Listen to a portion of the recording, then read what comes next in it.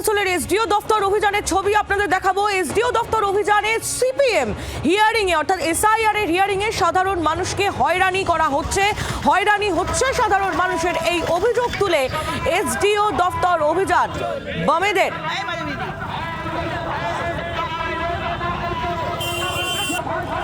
কথা বলবো বাসুদেব চট্টোপাধ্যায় আমাদের প্রতিনিধি রয়েছেন আমাদের সঙ্গে টেলিফোন লাইনে। বাসুদেব, ঠিক কি পরিস্থিতি এখন? রীতিমতো আমরা দেখছি যে ব্যারিকেড সরিয়ে দেওয়ার চেষ্টা করছেন বাম কর্মী সমর্থকরা এবং নেতারা।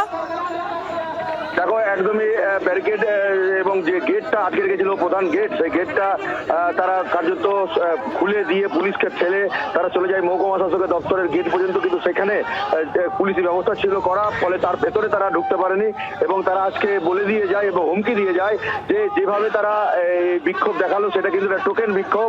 আগামী দিনে 26 জানুয়ারির পরেই কিন্তু তারা আসানসোল স্তব্ধ করে দেবে, কারণ এসআইআর নিয়ে যেভাবে হয়রানি হচ্ছে, নির্বাচন কমিশন যেভাবে হয়রানি করছে, তৃণমূল আর বিজেপি যৌথভাবে একটা আতাত করে এই হয়রানি করছে সাধারণ মানুষকে। এটা হচ্ছে সিপিএম এর অভিযোগ এবং এই অভিযোগের ভিত্তিতে আজকে যেমন তারা একটা টোকেন বিক্ষোভ করলো, আসানসোল রবীন্দ্র ভবনের পাশে গ্রন্থাগার থেকে মিছিল করে তারা মহকুমা শাসকের দপ্তরে যায়, সেখানে গিয়ে কার্যত গেট ঠেলে তারা ভেতরে ঢুকে মহকুমা শাসকের দপ্তরের গেট পর্যন্ত যায়, কিন্তু তারপরে সেখান থেকে আগামী দিনে আরো চড়া আন্দোলনের হুঁশিয়ারি দিচ্ছে সিপিএম। ধন্যবাদ বাসুদেব তোমায়।